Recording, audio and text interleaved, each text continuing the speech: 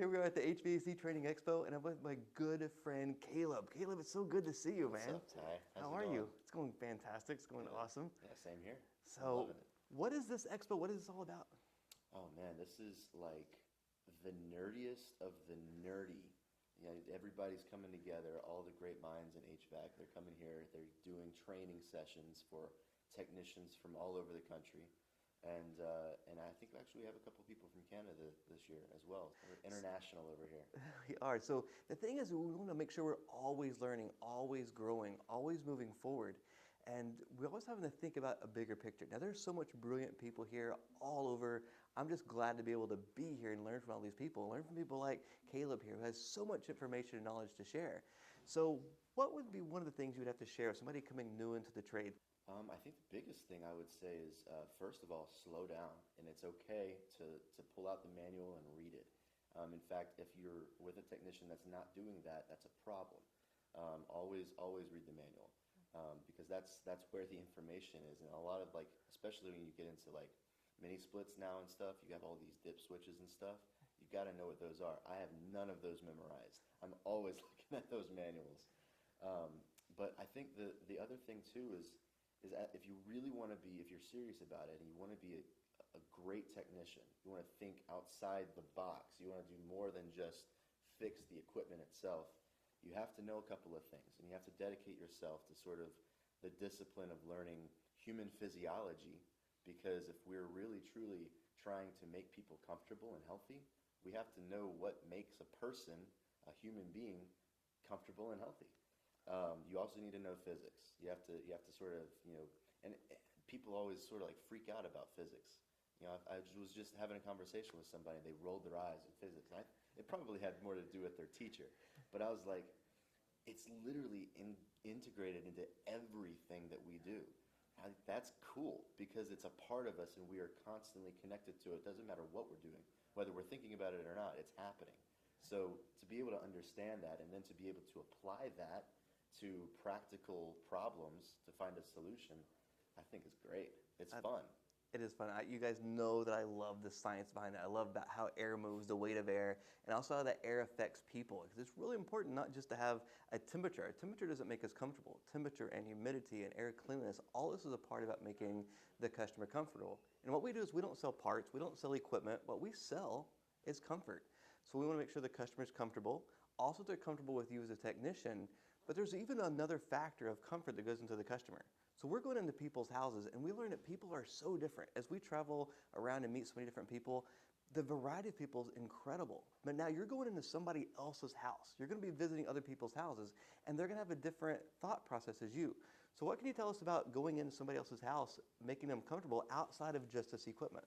Oh yeah, absolutely. There are two words that I always tell everybody. And this applies to a wide range of things. Not just this, but it depends. And so you're walking into somebody's house, like you said, they might think things differently. They might pick up on different cues differently. It's a different human being that you're interacting with every single time. And so you have to have a little bit, some social skills to be able to sort of read that and pick it up quickly. And if you're unable to really read them immediately, have a couple of questions that are leading questions so that you can kind of get to know them a little bit better. Right. Make them feel comfortable. You're walking into a home. Make sure you're wearing your booties. Make sure you're wearing your shoe covers. You don't want to track in any dirt or any of the dust and stuff that's from your van or from outside and bring it into somebody's home. You want to keep them healthy. 100%. And the shoe covers are important to protect their floor, also bringing stuff in. But a big part of the shoe covers is showing respect to that customer, that I respect their place. I took my car to go have the oil change, which typically I do myself, but they put down this floor mat and the stuff on the seats, and even though that was all clean, they took it out while I was there watching, so they got to see that they had respect for my vehicle. And I think it's a big part of it, respecting that customer, respecting their castle. Absolutely. We're commonly seen as invaders. So it's always been my philosophy that I'm there to do the work and to fix a problem and to potentially find problems that they didn't even know they had and help provide a solution for that. But that is the only trace that will be left of me when I'm gone is the solution. and I'm not leaving things behind. I'm not, tracking dirt. I'm not touching walls. I'm not using the restroom. I know that that's a controversial Oh, it topic. for sure is, but it's important. The only trace that I leave behind is the solution to the problem, or at least a better answer than to the question that they had. So think about your house. How many strangers do you invite to your house every day? Think about that. How many strangers do you invite to your house?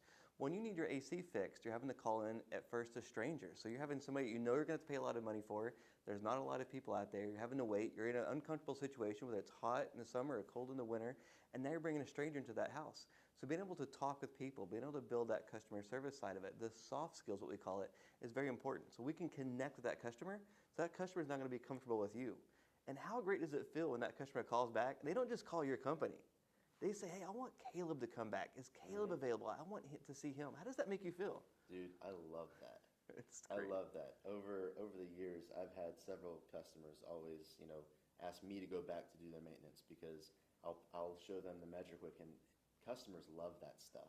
They love the reports that I can send to them. And they're like, okay, all right, yeah, I have this report that you did last time. How's it look compared to today? And it's like they love that, and it makes me feel good because it shows that I have on some level connected with them, and it makes me feel good about my job, and I can go on to the next customer happy and in a good mood. Absolutely. I've not been beaten down in any way. It's good. It's a good feeling. Talk about that MeasureQuick. A lot of customers, they don't understand all these numbers. I used to have this very long checklist, this full page of checklist, and I would leave with them. MeasureQuick takes all that and brings it down into one quick app that you can email straight to them. But I've had a lot of customers, a lot of people say in the field, well, the customer doesn't know what those mean, it's just a waste of time. And it's really not. Even though the customer doesn't know what they mean, they have a full list. It's like, I checked all this information. Whereas my competitor comes in and be like, yeah, we checked the pressures and they look good. They can at least look and say, I don't know what this means, but this guy gave me a full report. What I love about that is think about going to the doctor. The doctor uses these big professional words. We don't know what they mean. Now, we don't like that, but we really do. We like the doctor to explain to us what that means. But imagine if the doctor came in to work on you and go, okay, that squishy thing in the middle right here that makes that red stuff go around, that squishy thing has a flapper thing it needs to be fixed. Now, you know what we're talking about, but all of a sudden those professional words kind of are going to be important. Hey, we're going to have to cut this outer stuff over here open and get in there that little squishy thing and do some little whatchamacallits in there. That's not a doctor I'm going to want to use. So we talk about these vocabulary words. And yes, the customer doesn't know these vocabulary words, but still it shows that professionalism. And then the customer service side is we can take those words and translate them to the customer. That builds professionalism and also the comfort side, in my opinion. No, I can totally see your opinion on that. And I think I shift a little bit differently, only in the analogy, because you talked about doctors. And with doctors, doctors are always, a good doctor is always a little disconnected because you don't want a doctor coming in sobbing or apologetic because, I'm sorry, you've got a sickness and it's gonna be tough. You don't want them to be emotional. You want them to. It's great to have those vocabulary words, but they're also a little disconnected. It's true. I do shift a little bit. I will, even though the customer may or may not know all of the readings that MeasureQuick report gives them. I'd like to take the time, especially if I have the time. Even if I don't, I'll say, hey, if you have any questions about this, feel free to call the office. I am more than willing to talk to you about all of this stuff. I try to sit down with them and go through and hit the main points. I'm not going to explain to them exactly what superheat and subcooling, Absolutely, how it works, but I am going to tell them this is a very key part of what we look at. The airflow, the static pressure, all of these different things that come into play, and sort of explain to them a little bit about why I check the compressor amperage during this particular time of the year, because the load is high. And we want to make sure that because this is the heart of the system, right. Make some analogies and some metaphors. And I think that taking the time to just show them, and the visual is a great tool, but just handing it to them, you're going to have that disconnect. It's going to be like talking all this stuff, these medical terms, but having no connection to them. And so I want to couple that with a bit of a connection, because 100% agree. the distrust between the customer and the technician is ever present. We're constantly fighting that uphill battle. So I'm just doing everything that I can to sort of eliminate that and diffuse them and sort of, deflate that sort of mistrust, because I want to leave the best impression possible. 100% And I agree. want them to be able to trust us to fix problems when they come up. Absolutely right. Absolutely right. This is what's important. This is a conversation to be having. These are going to be things I want you thinking about. How to connect with that customer. You're going to have some people that want just bits of information, and some people want the whole entire story. And you have to learn how to see that individual differently. Everybody, every person is different, and how people present the information is going to be different. I've worked at some companies that had scripts. You're going to say this, you're going to say this, and you're going to say that. It's always difficult because a script doesn't work in the real world. But the idea is a script gives you a basis to go on. And I love this information. Like MeasureQuick gives us a basis to go on, and we can modify that how we present it to the customer. But having conversations like this with people that may have a different view is always beneficial, because I can take those bits of information, how he viewed it or how he explained it, and apply it to what I do. And these are things that it's great to communicate with. If you have other people in your class, other people you work with, talk with them about how they interact with it, and take those nuggets of information and apply them to yourself, and never stop learning. Yeah, absolutely. I think that's incredibly important.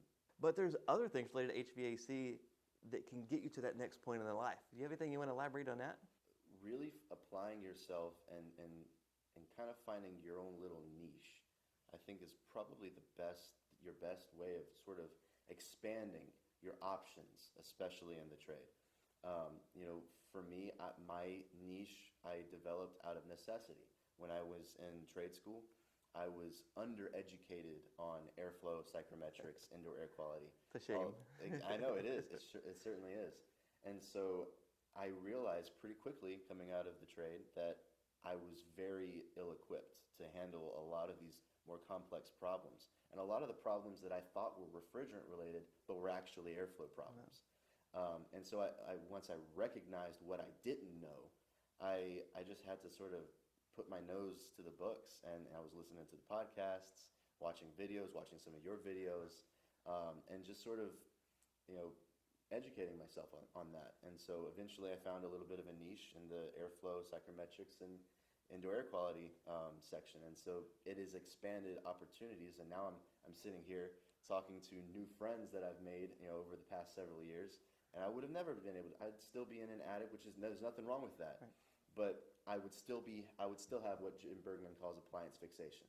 I'd still be trying to chase problems that may or may not actually have anything to do with the overall issue, and that could be a system of systems.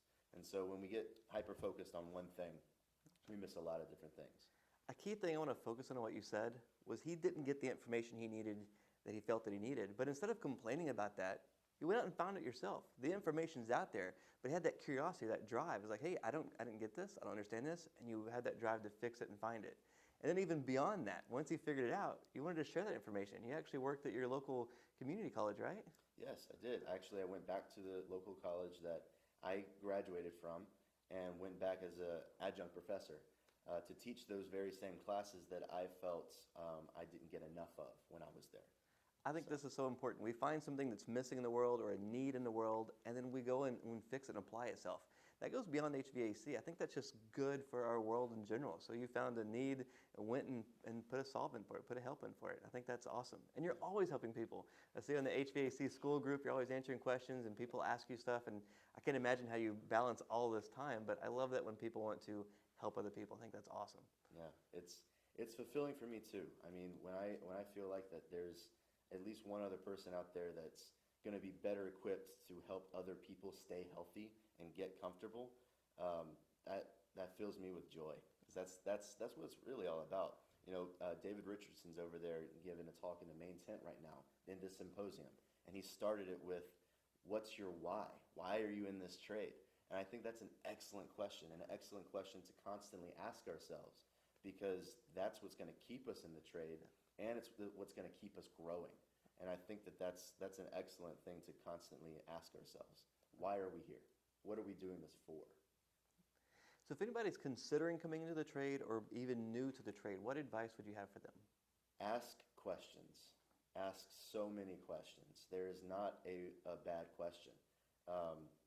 And I would say Google's your friend, because it may or may not lead you to the answer, but it could lead you to a better question. and I love that. So I That's think good. that I'm gonna have to steal that. I like that. yeah, Leave you some better it wasn't. It's questions. not original, but I can't remember where it's from. But I Google everything because if it doesn't answer the question, it can lead me to a better question. I love that. I would just say, take your time, slow down. Don't feel like you let go of the obligation to get it right immediately. And because there are so many different ways to do what we do, the binary thinking is sort of limiting a lot of technicians and being able to solve more complex problems and find solutions that cater towards the homeowner specifically. There's a lot of people that they just want to throw box products at things, plug and play things that just quick fixes. I think it's damaging to the industry as a whole. It's ignoring an aspect of growth that we can access and tap into if we let go of the obligation to get it right and thinking that there's only one answer, there's only one right way. We could all benefit from letting go of that mindset. I agree 100%. And really, HVAC it's been such a change for my life. And I've known Kaleb for a long time, and then over the years we've become a friendship. And this is so important to have colleagues, have people that you can count on, people that can tell you, hey, Ty, I think that you're messing up here. I think that you're viewing that different, or to even completely disagree, and be able to have that respect for each other, that we can disagree on some topics, and we can talk about them, we can work through them, or we know enough to say, hey, you're set, I'm set, we can move on. Either way, it's very important to have that, and to have people that you can talk to and you can reflect from and you can communicate with. This is a big part of HVAC. It's part of our HVAC community right here, where we have colleagues. We end up being friends over time, and I think that's so important. And that's really, really valuable to me as the people of this industry. And I really appreciate you coming and talking with everybody and sharing this information. Yeah, absolutely. I love this trade. I think it's great. Get into it and stay into it. Thanks, Dad. Thank you.